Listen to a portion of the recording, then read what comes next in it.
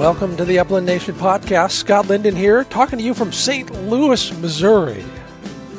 Yeah, here for a big Purina meeting, and so one of our, infrequent but fairly periodic, if you will, on location podcasts. Learning a lot. We'll talk about that slightly, but we'll also talk at great length with Ben Jones. Ben Jones is the CEO of the Ruffed Grouse Society and the American Woodcock Society. Last time we talked, they were in the throes of a major reorganization. Oh, and the pandemic too. And since then, a lot of water over the dam. We will talk about that and how the organizations are going and what that fundamental shift in the organization's strategic model really did for them. Time for an update. Looking forward to talking with Ben Jones about that. We'll also do a lengthy help them out version of the Handle It segment. You all have contributed lots of great tips on hunting two dogs at the same time, so we'll spend a lot of time on that. It's all coming up on the Upland Nation podcast.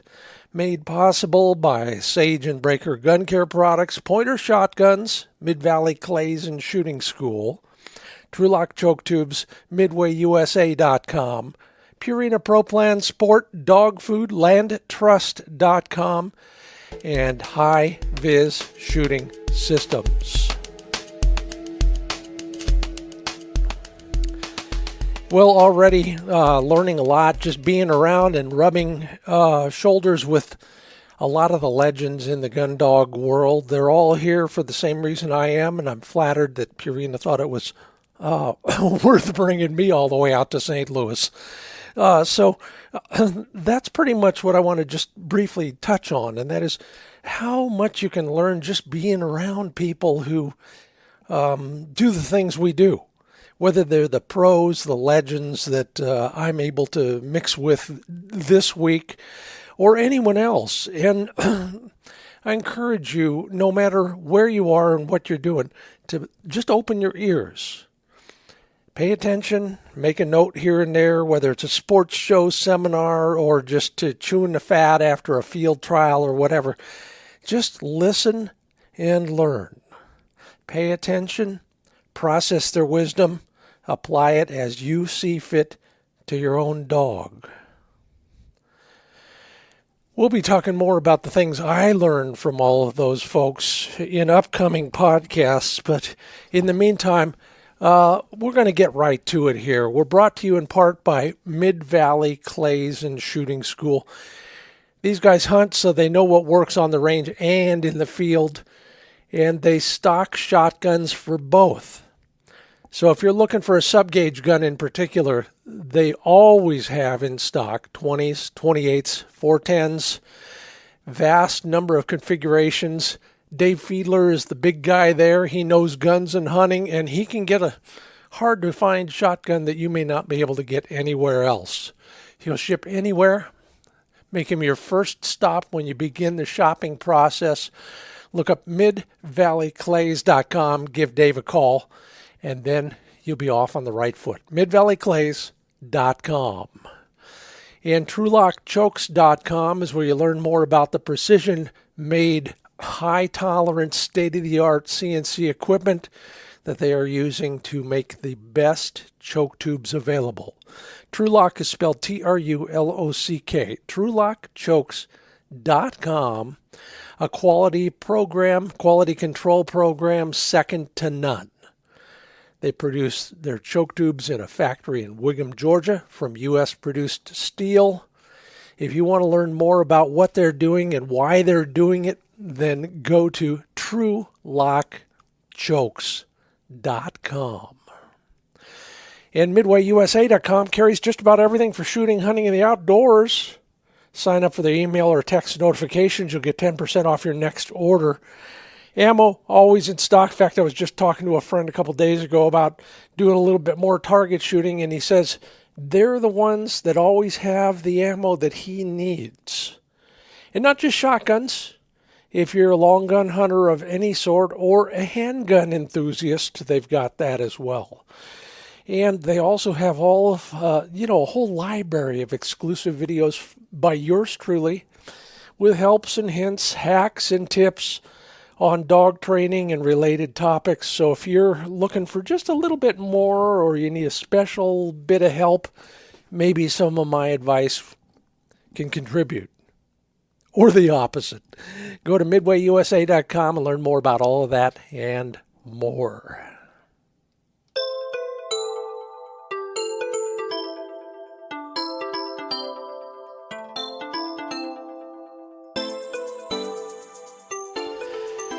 Well, it's been a while. Pandemic, global changes at the organizations, and then a new addition to the family, if you will. Ben Jones is the CEO of the Ruffed Grouse Society and the American Woodcock Society. Ben Jones, welcome back to the Upland Nation podcast. Thanks, Scott. Good to be here. I was actually trying to think of how long it had been. We might have been the first, you might have been the first interview you did after some of those big changes way back when, in retrospect, a great time to make those changes, if you think about it.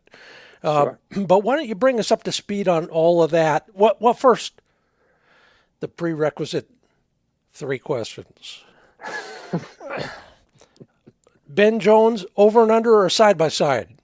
Side by side. 12 gauge or 20 gauge? 20. Pointer or flusher? Pointing. You pass a test. On to the podcast interview. We can move forward from here. Yes. Thank you. Tell us, just recap for us those dark days of lockdown and mask mandates and massive change at RGS and AWS. Yeah, it was a massive change period for everybody. And for us, here it was March of 2020. And we quite literally overnight were looking at $1 million+ budget shortfall. Boom. Can't have events. Our fundraising was so tied to events, and this fundraising is still so important to what we do. And we just like that, we're short $1.5 million. So this really makes you look at your business models and both think about how to get out of your current situation, but then think about, how do you take this situation and make RGS and AWS stronger for it ultimately? And we went through that whole period with the very intentional goal that we were going to emerge from 2020 or however long that thing lasted. We were going to emerge stronger than we entered. So it wasn't just the kind of tread water and wait this thing out. It was also, we were taking some proactive steps at the same time too. And at the time it felt like it, and in hindsight we were right, that it was such a disruptive period. It was about as good a time as any to make some of those changes. Yeah, I can't agree more. And I didn't really think about that until we began this discussion. But some of the other organizations, I'm not saying it was a smart idea or not, but they did tread water. They just kind of tried to keep their head above that water and survive. You chose that, you and your board, chose that as a chance to make a sea change. Was there anything? Go ahead. Tons of credit to our board. I'm really glad you said that, because as the CEO and as staff, we had a lot of capacity to try some things. And we knew that our board had our back. We also knew all of them may not work, but we knew we had support from our board. So I'm really glad you mentioned those key folks. I've forgotten, probably Churchill, the prime minister, not the shooting instructor, said desperate times call for desperate measures. Would that sum it up? So I had been on as the CEO for about 18 months at the point where this all went down. So, and really came on with a mandate from that board that we talked about to institute some changes to increase the impact for RGS and AWS. So a lot of this thought process and the tearing apart of the business models was already going on coming in to COVID. So a lot of the changes that we were making and enacting at that time weren't all out of desperation, so to speak, but it was putting a plan into motion that we were already working on. So it's kind of some of both. So tell me, in a nutshell, for many people who are not members yet, or who are not even grouse hunters or woodcock hunters for that matter, what is the fundamental upshot? What are you doing differently now than you were in the 2010s? One thing that we really want to think about is how to engage differently with our members in our chapters. And over the years, and the event fundraising is so important. It still is, and it was. But we were overly reliant on that, just to be painfully honest. And if there was something to tell you had too many eggs in one basket, it was COVID coming, and now you can't do any events. And like I said, you're short $1.5 million at the snap of a finger. Yeah. So we really needed to think about different ways to engage with our chapters and our volunteers other than just holding fundraising events.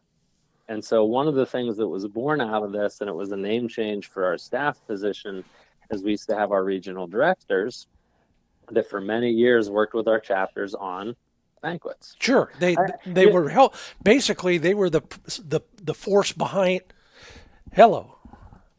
behind a lot of those banquets, from an organizational standpoint.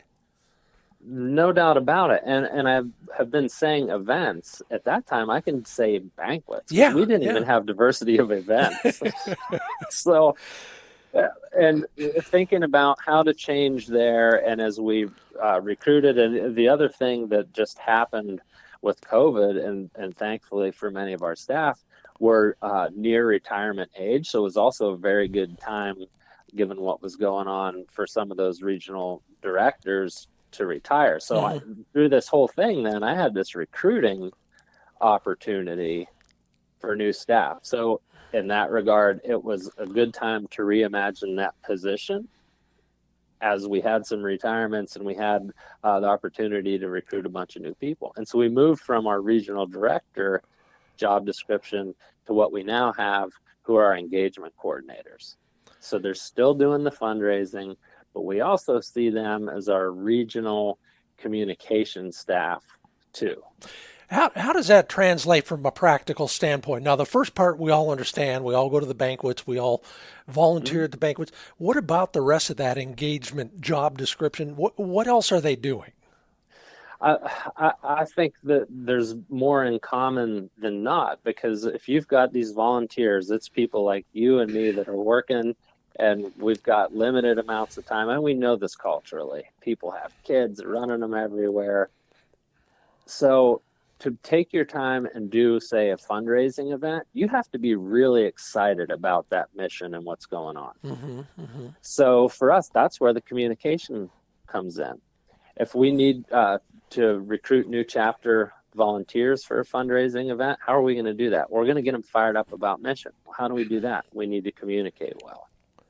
So these things, to me, are really kind of integrally locked together as a more alike than they are different. So we've got to really communicate well, let people know what we're doing, get them fired up about our mission, and that then in turn should increase our volunteerism.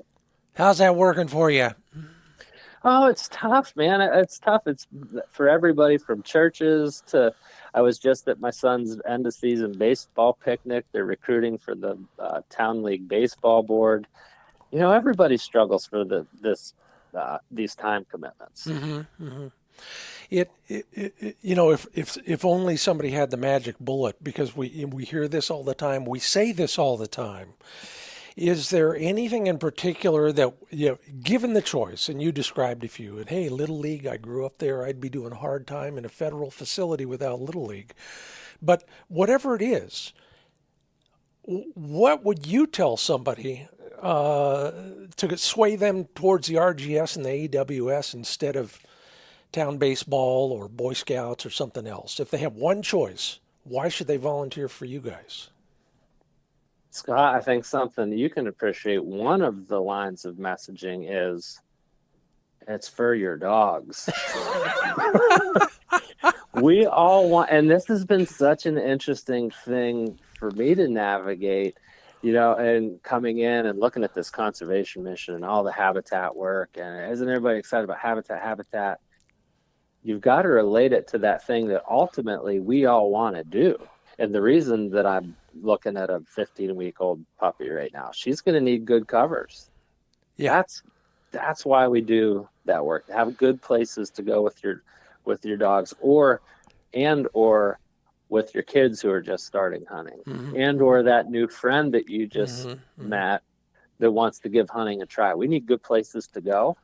That's what we work on in our mission at RGS and AWS. Yeah, if we can get excited about the means, the end comes.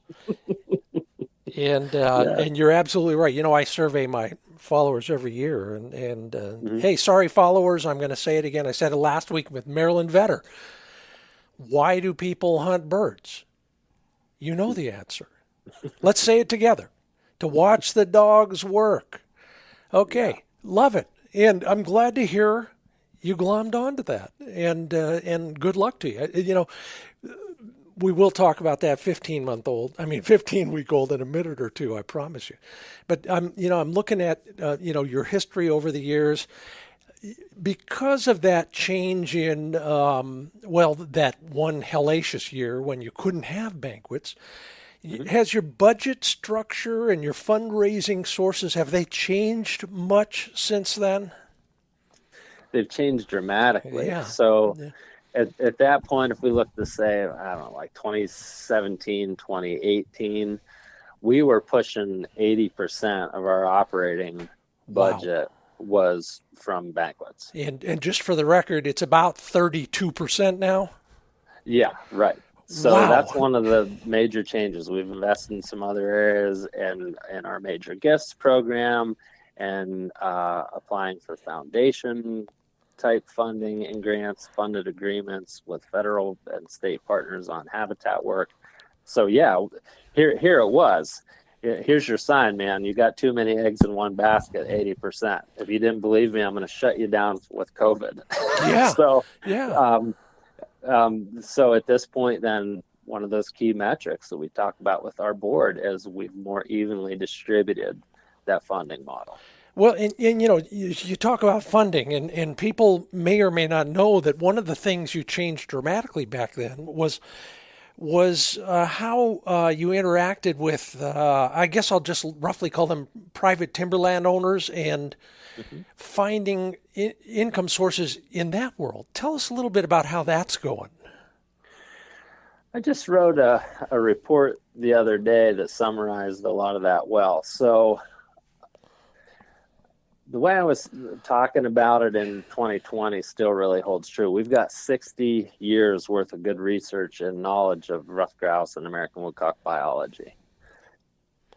We need now to transition to a point where we have the expertise to do what 60 years of research and biology tells us, which is manage habitat, and specifically to manage our forests.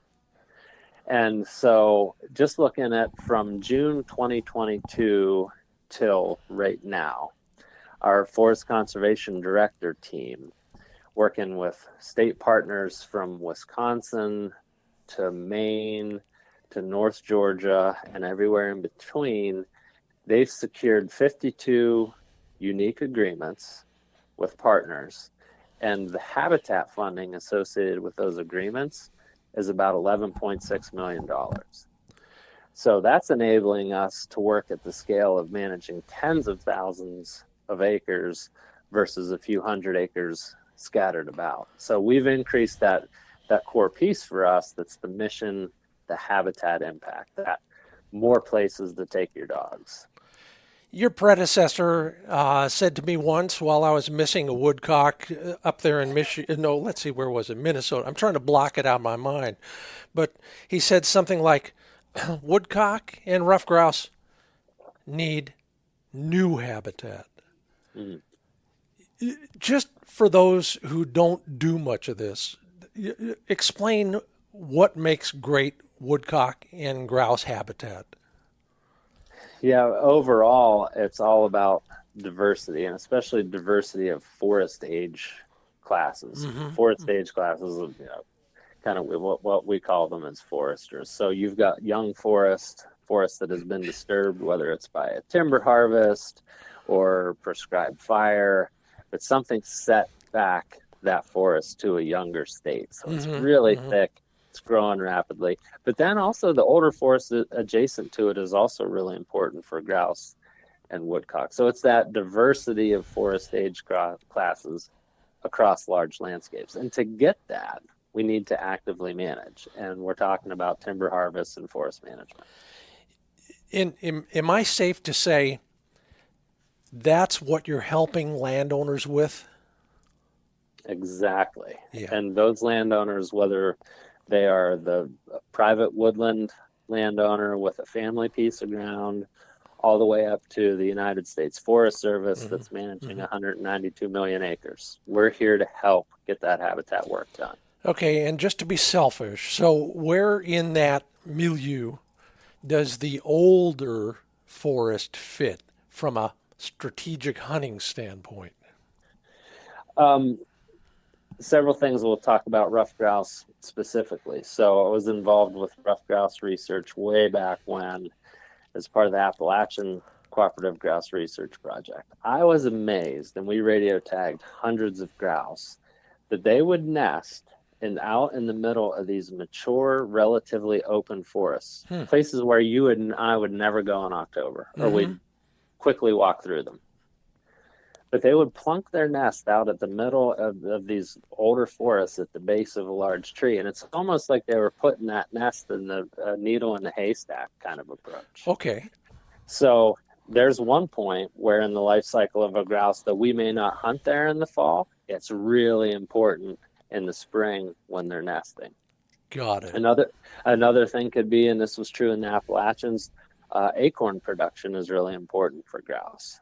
So 15-year-old oak stands aren't producing acorns yet, but that 85-year-old oak stand next door to that cut, it's producing the acorns. So having that interspersion and that adjacency is really key. Thank you. I've made a note of that, and on my one grouse hunt this year, I'll remember that. All right, so I've saved one of the more important questions for a little bit later in the interview, and that is, please tell us more about that 15-week-old that's probably chewing on something at this moment. No, she's sleeping. Oh, no. Shh. Okay, everybody, be quiet. She was chewing on my 4-year-old setter's ear just a little bit ago. I love it. So they get along. Oh, they get along beautifully. You know, Scott, something that happened, and we all go through this. We lost our 13-year-old male setter. It was Easter weekend in April. And he was 13, and our 4-year-old came into the house like this puppy did and just attached to him and learned the ways of the world. Here's how you go in and outdoors. Here's how you tee up for your food. And for whatever reason, I didn't think about the hole that would leave for her, and she was bummed. Oh, why? She was just dragging around here like, oh, man, where's my buddy? Really? So I tried to forewarn her, Scott, and say, now, look, you think you want company, but we're going to bring a little demon in here, and you're going to wish you hadn't. You're going to wish you were still an only dog. But they got over some of those initial introductions, and they're carrying on very well. Well, help the rest of us who are either lobbying for or just experiencing, like my buddy Dave, bringing a new pup into a household with another older dog. What is the one big lesson that you learned that maybe we could apply? I feel like a lot of it is making sure the older dog has a little bit of space. And if you think of the idea, if you can do it almost like a whelping box where that mom can get up there and take a break from all those puppies getting after. Yeah. But we anthropomorphize some of this too. So we make sure she, just gets some of her own time.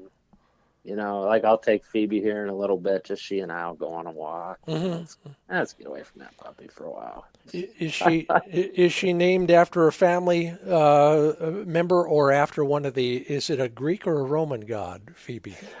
So Phoebe is named after the birds that were nesting on our porch when we were trying to figure out what to name her 4 years ago, which actually was May of 2020. Oh, wow. It was COVID year. But this new puppy, her name is Ruthie. Okay. Love it. All right. Well, good luck with the pup. Yeah, thank you. Yeah. And anybody else who gets one, hey, my book is still in print, now in paperback. It's all about that stuff. So anyway, you're listening to Ben Jones. He's the CEO of the Ruffed Grouse Society and the American Woodcock Society. I'm Scott Linden.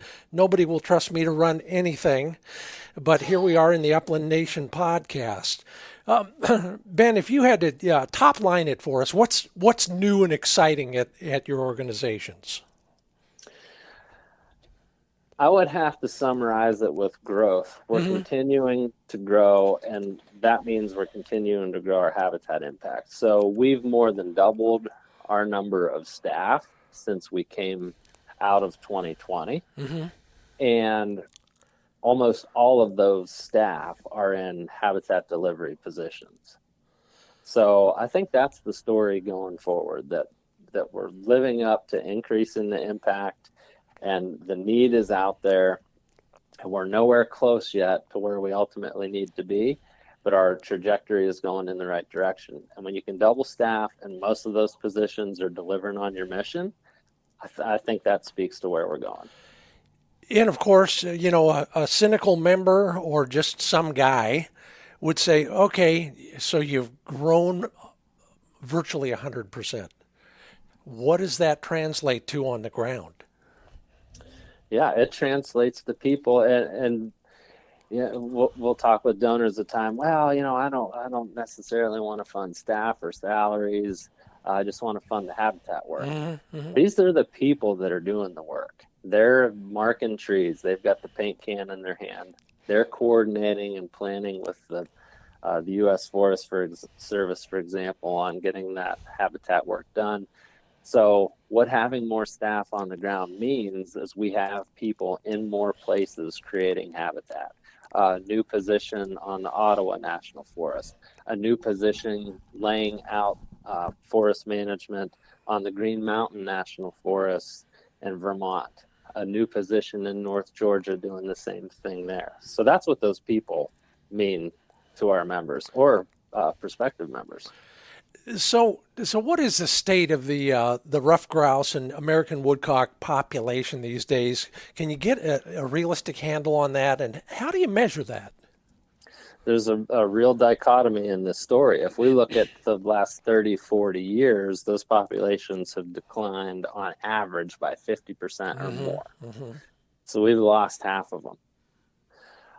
The really promising thing is that everywhere that we're managing habitat, we see those populations increase. I mean, it's remarkable. And if you look at our annual impact report that we just are distributing now, there's a graph in there that's showing the habitat index for places we're working and the number of birds. Scott, you're not going to believe this, but where there's better habitat, there are more birds. Hold it. Let me write that down. Right. Take a minute. So you're really discouraged by these 50, sometimes 70% declines in bird numbers. But then when you do the work and they respond, and then you have a year where you're getting these really wonderful reports for multiple reasons that, like for Minnesota, Wisconsin example, are showing highs from their spring drumming counts for this year. It's those really positive pieces like, we can do this. Incredible. And so if you were to take the magic wand out of your desk drawer and wave it, what would you be commanding the universe to do to enhance that, to improve it, to multiply it?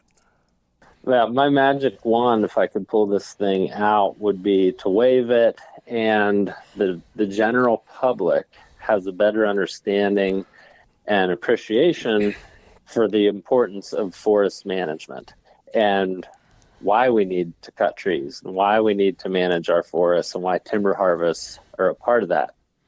And, for people who don't spend time in the woods like we do and to see firsthand the benefits and, just the wildlife that's in a young regenerating forest, I understand why this wouldn't make sense. Like, what do you mean to save forests and to restore forests, you need to cut trees? That doesn't make any logical sense. So my waving of the magic wand would be to help people understand why managing our forests is so important. Yeah, and it is a tough sell. I spent a lot of time in Western Oregon back when oh boy, every town had a chainsaw shop and a rigging shop, and a lot of guys wear their pegged jeans and their big white boots with corks on them. Those days are long gone in most of the country, and most people would say, "Good riddance." Yeah. So what's your answer? In a nutshell, why should anybody be cutting big trees? Well, we still depend on forest products as a society, for sure.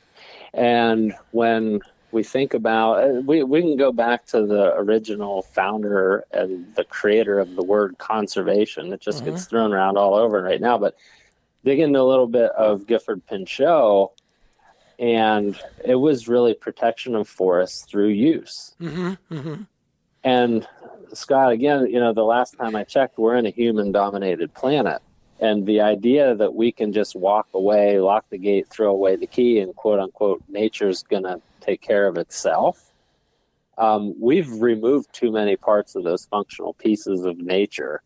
And in most cases, we find when we're not actively participating in stewardship, that the end result isn't the best for the forest and isn't best for wildlife, that we have to take that active role. Because we have taken an active role for 10,000 plus years as humans in managing those forests.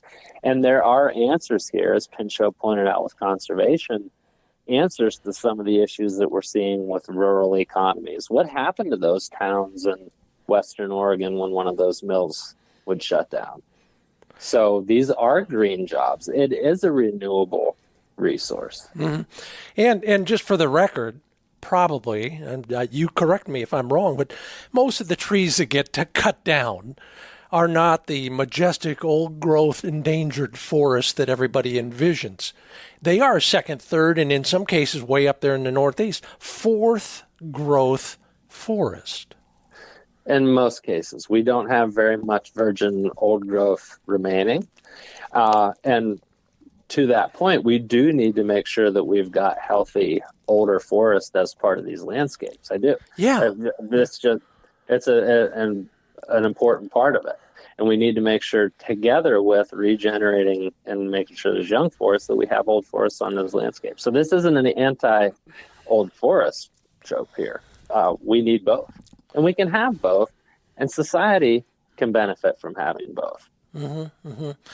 That's Ben Jones. He's the CEO of the Ruffed Grouse Society and the American Woodcock Society. We'll address that question, as well as many more, including some of the more specific conservation projects and funding and that sort of thing. In the second half of the Upland Nation podcast, I'm Scott Linden. Now you get to pay close attention to these two commercial messages. First, from landtrust.com. We're talking about a lot of privately managed ground here, and some of that ground is managed very well. And landtrust.com will get you outdoors onto that land without the crowds. Yeah, exclusive private land access takes the stress out of planning your upland hunt. Focus on what you want to do, and that's watch your dog hunt in the great outdoors. Learn more. Open your free account at landtrust.com. And then I mentioned I'm here in St. Louis rubbing elbows with some of the big shots and all those great dog guys at Purina. Pro Plan Sport is their flagship brand for folks like us, designed for active, hard-working dogs. Once again, Ronnie Smith reminded me that amino acids are the way to build muscles and promote muscle recovery. That all happens because meat is the primary ingredient in Purina Pro Plan Sport. You want to learn more about all the science behind it, go to ProPlansport.com. And welcome back, Ben Jones, to the Upland Nation podcast. I was threatening to talk about some of those specific conservation projects. Ben, why don't you tell us what the RGS AWS is doing on the ground? Give me an example or two. Sure. I think a great example right now is we just hired a staff person to work closely with the United States Forest Service on the Green Mountain National Forest. Green Mountain National Forest is in Vermont. Tons of potential there. They've got a really good forest plan. Wildlife, as with any forest plan, is really key. The Forest Service had some capacity issues with getting a lot of the forest management work planned there and then getting it done on the ground. And so the way we approach these problems is we come in and say, okay, how can we help? And so in this case, the way that we could help is we hired a staff person to work out of the U.S. Forest Service office to help them with their forest plan and to help them with their forest management planning and layout.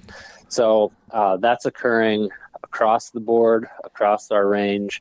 And to zoom out for a minute, we just got an update that our master agreement with the U.S. Forest Service, this overarching agreement that tees up our ability to do all these projects in people's zip codes, the Forest Service just extended our master agreement to work with them out to 2039. So that just speaks to the trust and the partnership that we're building with the Forest Service that manages 192 million acres, and we can help with that. That might be the longest agreement I have ever heard about in the governmental world. Congratulations, you must be doing something right. Yeah, that's the way we take it. We have a great partnership with the Forest Service, and these things don't happen overnight. It's trust building, it's getting to know each other. And Scott, a lot of it is us as a nonprofit partner and our membership as Grouse and Woodcock hunters, that we go into these offices, and as opposed to saying, well, you should or you need to, it's how can we help you do these things? How can we be part of the solution and not part of the problem? Because there are plenty of people walking in there, you should or you need to or you shouldn't. So how can we be part of solutions? And that's before they serve the paperwork for the next upcoming lawsuit. Exactly. Yeah, I remember the days when that was, the fashionable way to get the Forest Service to do or not do what you wanted done or not done. It's still going on. Oh, I'm sure it is. Are you doing this with state agencies as well?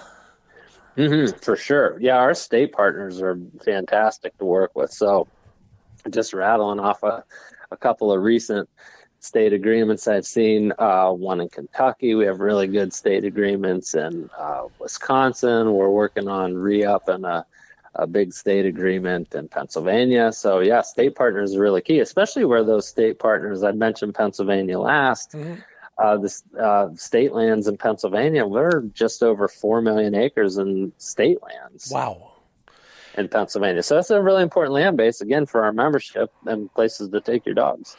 My Pennsylvania listeners would be really mad if I didn't ask if some of that work might actually impact the sort of positive, the remnant pheasant populations out there. Yeah, pheasants are tough. There have been several efforts, as those listeners will know here, to reintroduce wild birds, and that reverting agricultural landscape is just in too short a supply and too disconnected to be able to make it fly. And I think we're finding the same thing now with some recent efforts at wild quail reintroduction in Pennsylvania too. Yeah. Fundamentally, somebody needs to do on those species side what you're doing on the ruffed grouse and the woodcock side. It's a big nut to crack. It sure is. And with those landscapes in particular, if I were to set it out from here and go straight south, a lot of those landscapes that used to hold pheasants, the agricultural lands, those are the prime lands for residential development, where as we talk about all the threats, and the list can be long of threats, development and habitat loss is number one. And those landscapes that held pheasants and held quail are prime for development. Now, luckily, in a lot of these places, the ridge tops, the less accessible areas are in conserved forest land. Mm-hmm. So we have more connectivity just by nature and more opportunity in the forest lands because those lands aren't available for development. Yeah, I was on a plane with somebody from Hawaii yesterday, and she mentioned that that Lahaina fire, everybody's got a conspiracy theory, and hers wasn't that. But she said, that's just another example of how what they do is they burn down pieces of the wildland. And once it's cleared off, then it's a lot easier to get that into the development scheme in one way or another. I'm not saying that people are doing it, but it is a lot easier to start with bare land and put houses on it than to knock down all the trees and level the ground. Unfortunately, we've got in a lot of these places some topography and the actions of the early leaders in conservation with the foresight to conserve these lands. And so we have 190 plus million acres in national forests and tens of millions of acres in state lands that aren't going to be developed. I love it.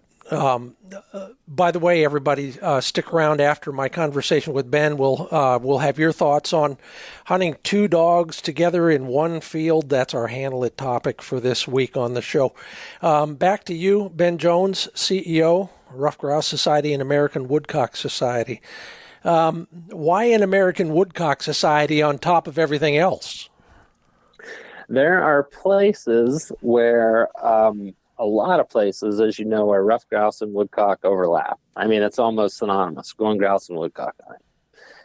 There are also a lot of places that don't and never did have ruffed grouse, but woodcock are really important. Places like the Atlantic and Gulf Coast, coastal plain, and Piedmont.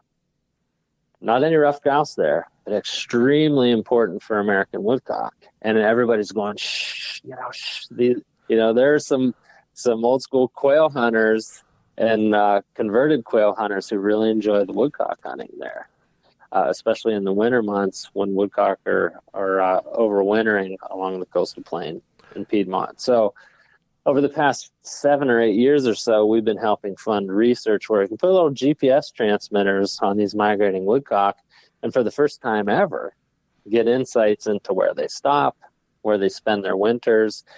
And it's been mind-blowing, especially for somebody that's been involved with wildlife research. And we know like everything there is to know almost about whitetails and ruffed grouse. To be getting this brand new information about woodcock is fascinating. And those landscapes where there aren't any ruffed grouse are incredibly important for woodcock. So that's the next horizon for us to work through the American Woodcock Society in these places to specifically benefit woodcock. Give me one fascinating fact about all that research that you've learned that maybe we don't know much about. And that'll be easy because most of us know little about woodcock. I'll do it from two different perspectives. One, a big picture thing we learned for the Eastern North American population of woodcock, 30% or about 1 in 3 will overwinter or stop over on the coastal plain in Piedmont of the Carolinas. So a really globally important landscape for their conservation. Kind of a neato fact, at one point in the study, we had a woodcock take off from Rhode Island, didn't stop till it got to Kentucky. And you think about what a woodcock making a nonstop rip from Rhode Island to Kentucky, that's pretty cool. That's incredible. Everybody used to get excited about, I've forgotten the name of the bay somewhere on the coast there, where all the migratory birds would cross that bay. And it was a pretty good crossing, but nothing like that. How many miles do you think that was? So that was another interesting thing from the study. And while not the average, we did see woodcock that would make 400-mile flights on one run. So it just speaks to, when you can identify it, then how important that stopover habitat is, because they've got to stop. They've got to have good protection. They got to be able to refuel for the next leg of their flight if they just flew 400 miles. Mm-hmm, mm-hmm. That's a lot of earthworms. A lot of worms. You know, it does bring up the question, and I'd love to hear your version of this. Okay, so we do all this work, we improve all this habitat. I don't care if it's ruffed grouse, sage grouse, woodcock, or ringneck pheasant, just so you guys can go out and shoot them. How do you respond to a non-hunter, whether it's hostile or naive? How do you answer that question? It's that still today, this conservation work would not be happening without the enthusiasm, the motivation, and the support of hunters. The North American model of wildlife conservation is still the premier model on the planet, and it is driven by hunters. And for our deep passion in conserving, not just hunting or shooting at, in the case of ruffed grouse. You've seen my TV show. These birds, these still are the people who care most deeply and invest in this conservation work. So, and as you well know, it's about watching the dogs. And if you look at the amount of miles, the amount that we spend, the amount that we do for what we bag at the end of the year, it's all about that passion and the love of it. You know, you're absolutely right. And I was listening to Tom Rosenbauer with Orvis. You know, you probably know Tom.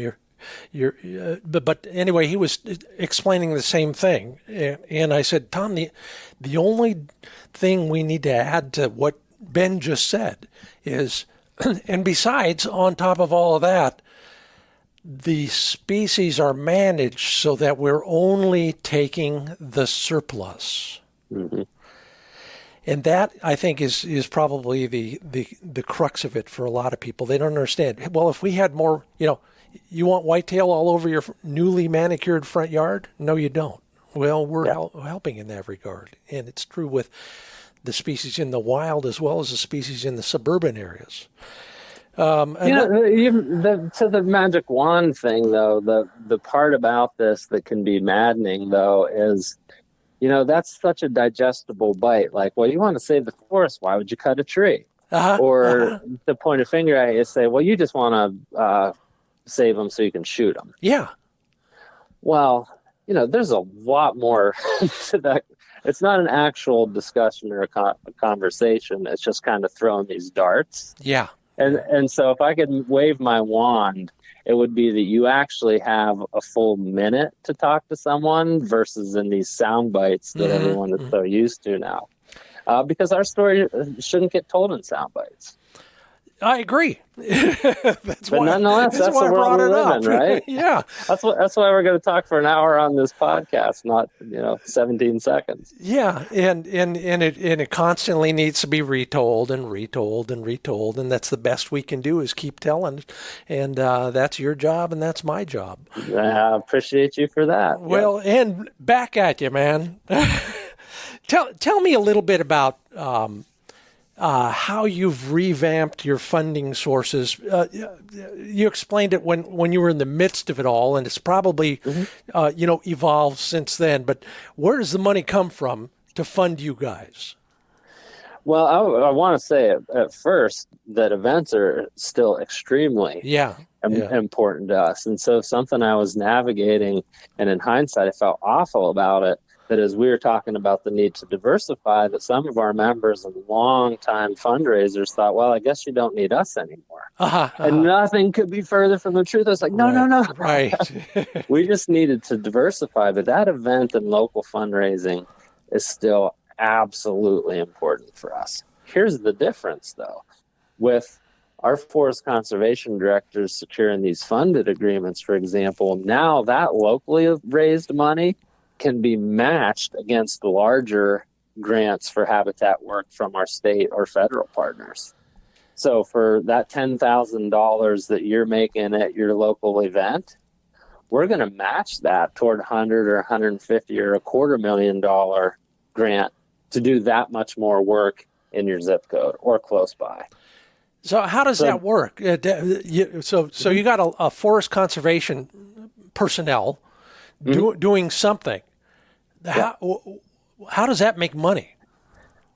They're coordinating with those state partners. Like, for example, I just signed one earlier today, and it was somewhere in the realm of $200,000. The Michigan DNR had a competitive grant application out for $200,000. So we apply.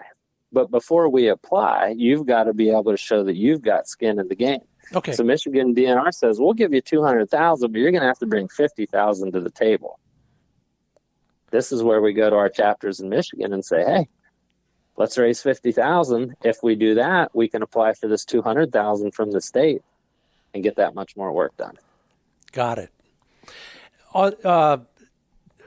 We used to call them timber sales back in the day. I don't know what they're called these days. I haven't worn a pair of cork boots in 30 years.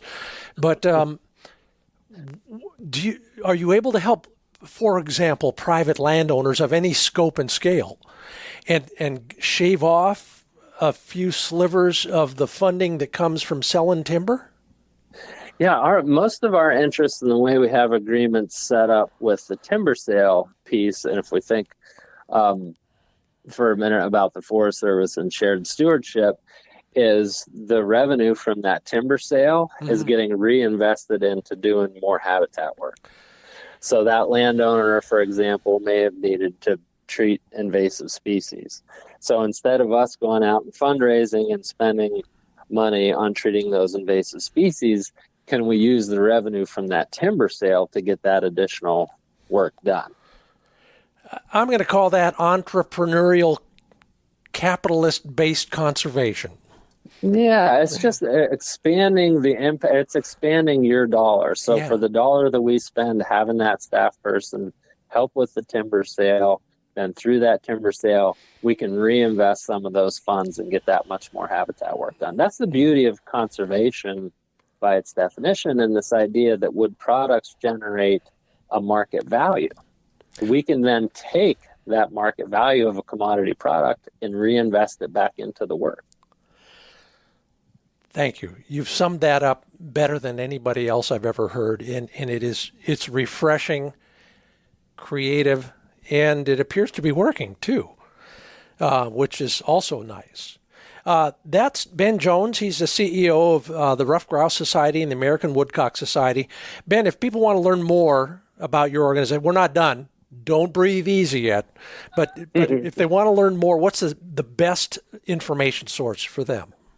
Oh, and I hope they do want to learn more, and I hope they'll take a minute to join. A $35 membership will get you started and get you dialed into all the information we're putting out about the work we do. An awarded magazine will come to you quarterly. So just go to our website. You can search Ruffed Grouse Society just in your Google bar or www.ruffedgrousesociety.org. And there's plenty of places there. Our team works hard on it, or you can click and sign up easily. I'm Scott Linden. This is the Upland Nation podcast. Let's get down to the most important stuff for most of us. What's your developmental strategy for Ruthie? You know, just this morning, it was cool enough out here this morning that and she's at, I think, right to 15 weeks, we're doing her yard work right now. Yeah. So she's doing sit, she's doing short recalls, she's learning a lot from my other dog. A command that I use a lot, Scott, is wait. I don't use whoa, like wait, don't bum rush in on your food dish. Yeah. Don't go flying out the door, don't jump off the tailgate. So she's learning that wait command, and a lot of it is I'll say wait, and my older dog will just whoa up right at the door, wait for the door to. And so she's learning a lot of that by watching the older dog. But we had a yard session this morning, so we're doing her recalls, we're doing her sits, little short stays. She's a real natural retriever, so we're just encouraging that with lots of love. And if things go well, then I think into probably the first week of September, then I'll start doing some bird introductions when she's got her yard manners in real good shape. Okay, so for you, because this is a hot topic right now among everybody listening, for you, what does a bird introduction mean? For in the past, it has meant I had a recall pen full of quail. Mm-hmm. So for the first couple introductions, it would be either the bird on the ground or better yet in a launcher. Yeah. I'm transitioning to pigeons this year. Yeah. So Yeah. it'll be the same thing, probably bird in a launcher and just exposing her to that smell in the bird. Are you doing anything with birds before you put them in a launcher and expect her to point them? I mean, for example, my buddy Dave with his new Brittany Prez. That's named after Lester Young. Look him up, everybody. Bird wings, not the wing on the string trick, but bird wings, dead birds, frozen dead birds, thawed dead birds. Have you done any of that, or do you plan to do any of that? No, I haven't done any of that in the past, and it's just putting those birds out there in the field, and your expectations that you're going to get them running by them, but do you get to a point where then you wall them up and you launch the bird, they start getting excited. My 4-year-old setter right now, she's slammed on point at the first bird I placed for her. Mm-hmm. This one may or may not, but I'm going to bet it won't take more than a dozen or so before she starts to. Yeah, I own a wire hair. We're still working on it at 7 years old. But that's the joy of this game, as you know, sure, and as I know both. When it comes to just generally handling a dog in the field, what are some things that you think you might have picked up on or learned or taught other people that we may not be aware of yet? Can you give us a dog handling tip or two? I could think the one that was told to me, and not even having been at this for a long time, I think it's always a good reminder that, especially training a new dog, mm-hmm, that you get to that point where you just trust the dog. Don't try to micromanage them. Mm-hmm, mm-hmm. Keep them in the pocket, do what you need to do, but there's going to be a point where you're just going to need to trust that dog. And if they prove that you can't, then you can readjust. But you've got to trust the dog. So it was such a great piece because I was trying to micromanage. It was this 4-year-old when she was about 18 months. I was trying to micromanage her, and I was going to screw her up. And I had an older mentor say, "Hey, man, trust your dog." Yeah. I said, "Yeah, you're right. I need to trust my dog. I've been training her. I got to trust her." And that was it. That helped. Yeah. Follow the hunter with the longest nose. That's well put. Copyright Scott Linden. But as long as we do it, don't we kind of get caught up? And there's better people than me, I suppose, that don't get caught up in that. Too hands on, especially early on. Just trust them a little bit. It's about ego, and we all want to do that. I had a great wolf behaviorist train me, and he reminded me that we all become greedy owners, and effectively we're showing off. You make the dog do 30 retrieves, or you run through the whole gamut of commands when you have an audience, or you're in the field and it's a field trial or whatever else. It doesn't matter. Quit showing off. Let the dog be the star. And we should have that all tattooed on our forearm. It's great perspective. Yeah. By the way, thanks, George Quinlan. If you're listening, I sure appreciate your help. Man, did he steer me straight. How about in your hunting vest? What are you carrying in your most likely woodcock or rough grouse vest that we might not be carrying that could be of real value to us? Probably nothing, because I'm I travel really light. Uh-huh. And when I'm reaching in to get shells quick, I just get annoyed if there's a bunch of junk in there. So I'm like, man, leave this crap in the truck. So you have not put a tube of chapstick into the breech of your shotgun before? Oh man, keep all that junk out of there. Yeah. So I travel pretty light, plenty of water for me and the dogs, plenty of shells. Trying to think what else. How did we ever do this stuff without the collar technology that we have right now? I've always got a bell in there for when the battery dies or the satellites crash or whatever, so that I can do something the old school way. I never had to do this. in the past year, and it's like, how do we do this all the time before? The CEO of the Ruffed Grouse Society might have the definitive answer on this question, which I've never, ever been able to solve myself. You put a bell on a dog collar so that you know where the dog is. And then the bell stops ringing. Mm-hmm. Where the hell's the dog? 9 times out of 10 anymore, I've gotten so used to the collars, I can't find the dog. Yeah. I don't have the answer. If anybody does, scottlindonoutdoors@gmail.com, please solve that. And then the clicker problem, but we won't go there. Leave all of our grouse hunting and woodcock hunting friends with one unique, helpful hunting strategy or tactic. Okay. So it's pretty simple with grouse and woodcock.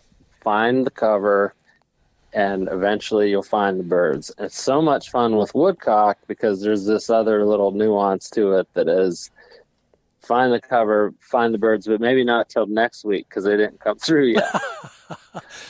So that's one of the things maybe specific to woodcock, because we just treasure those little birds so much that you might not think about. If you go into this cover that's like, this should be amazing, it looks great, go back again in 3 or 4 days or in a week. I mean, don't forget that they're mobile and they're moving. And the other thing is just go. Yeah. Just go. Anymore, it just seems like, well, where are we at in the population cycle, or the birds are? Just go. You feel silly walking around in the woods unless you're carrying a shotgun. Then all of a sudden it's all right. And by the way, that first bit of advice, I think Yogi Berra was probably a woodcock hunter when he said, man, you should have been here next week.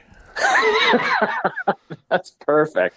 That is perfect. I love it. It's absolutely true. I encourage you all to do that. Also learn more about the Ruffed Grouse Society and the American Woodcock Society. Look them up on Google. That's easier than typing out ruffedgrousesociety.org, but you can do that too.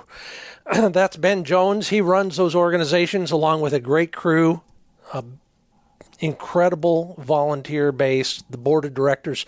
I've known many of those members over the years. They really have put their heart in it. You're lucky to have them, Ben. Thanks so much for bringing us up to speed on your organizations and for being a part of the Upland Nation podcast. Love it, Scott. Thank you so much for the opportunity. Thanks for spreading the word. Really appreciate you. You're welcome. Have a great day. And don't you go away, because we've got more to come. Yeah, everybody's going to pitch in on the question about how to handle 2 dogs on the ground at the same time. It's coming up right here on the Upland Nation podcast. First, a word from HiVizSites.com. HiViz, get it?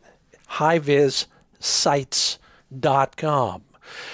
I did a video a few weeks back. Take a look at that on how a highly visible site, get it, HiViz site, can positively impact your shooting, even when you're not aiming. And that's the whole point, I guess, is it just puts your muzzle into the subconscious so you can create a relationship between the muzzle of your shotgun and the moving target. I don't care if it's made out of clay or asphalt pitch or it's covered in feathers. There is something to be said for knowing where both of those variables are all the time. It works for me, and it'll work for you. Watch the video, then shop around, take a look at those patented interlocking light pipes. You can change the color depending on the light situation or your personal preference, and allow yourself to never lose the bead while on target. Yeah. It works for me. It'll work for you. And then keep your gun clean and well cared for at sageandbreaker.com. That gear is crafted at the highest caliber. Lifetime warranty on virtually everything there. You've got everything from cleaning and what I'll call expendables, consumables. We call them in TV. Spray on, cleaning, lubricating, protecting, firearms, grease, that sort of thing. Gun cases of all sorts, whether you got a new handgun or you need one for your classic shotgun, they've got them. Cleaning mats, anything you need to maintain and protect the life of your gun. Sign up for the mailing list. You won't miss out on any future sales, and you'll get the first word on all the new products coming down the pike.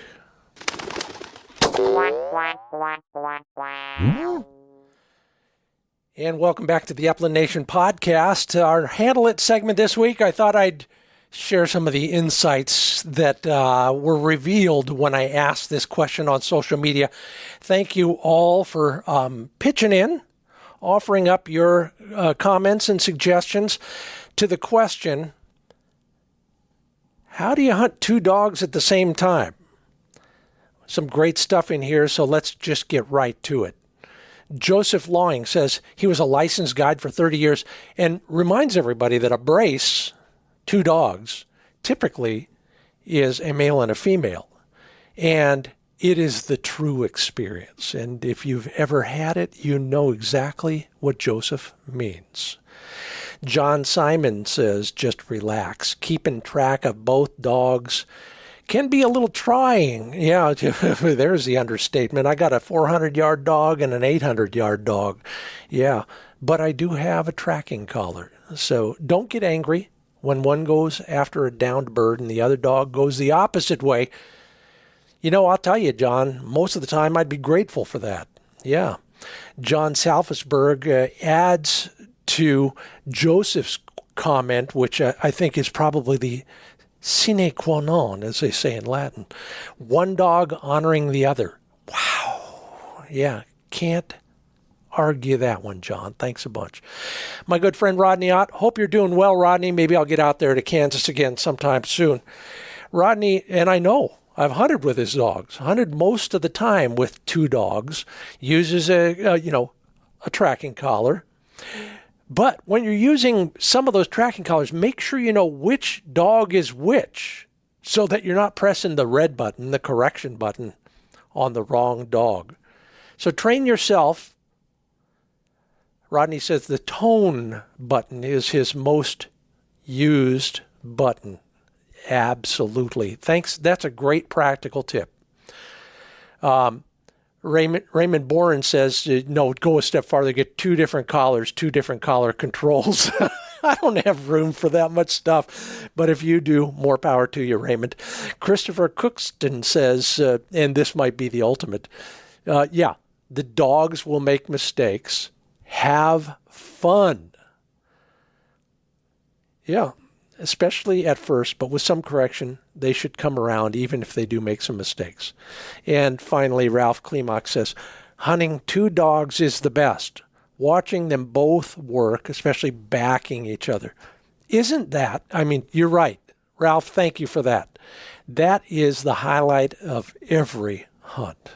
Thank you so much for making that point. Yeah, and Handle It this week is brought to you by PointerShotguns.com. Hey, 59 days to the South Dakota resident-only season opener for Ringnicks. Maybe you're already packing for your sharptail trip, your prairie chicken trip. And then the rest of us can start hunting in South Dakota on October 19th. My friends at PointerShotguns.com remind you that it's time to lay in your new shotgun for the year. If you're looking for an over and under, maybe your first over and under, remember, the best one for under $500, according to Target Focus Life, is a Pointer Acreus. Go to PointerShotguns.com and learn more about all the choices. And there are a lot of them, so allow yourself enough time to shop through all of them before the season starts. Well, it's been so fun here in St. Louis already. Thank you, Purina, for bringing me out here to learn from everybody else out there. I appreciate everybody who supports the show in one way or another. Yeah, that's beautiful downtown St. Louis in the background. You can hear it, and so can I. I hope it's not our hotel. Anyway, if you left a rating or a review, I sure appreciate it. That is how we grow. I'm learning that every day. I appreciate all the support of our sponsors who make this all possible, from Sage and Breaker to Purina, ESP America, Mid-Valley Clays, TrulockChokes, Midway USA, LandTrust.com, Pointer Shotguns, and HiViz Shooting Systems. If you will please tell one more person about the Upland Nation podcast, I'll be most grateful, and I am always thankful for your listening. Appreciate all of that, and hope to see you in the woods real soon. I'm Scott Linden. Thanks for listening to the Upland Nation podcast.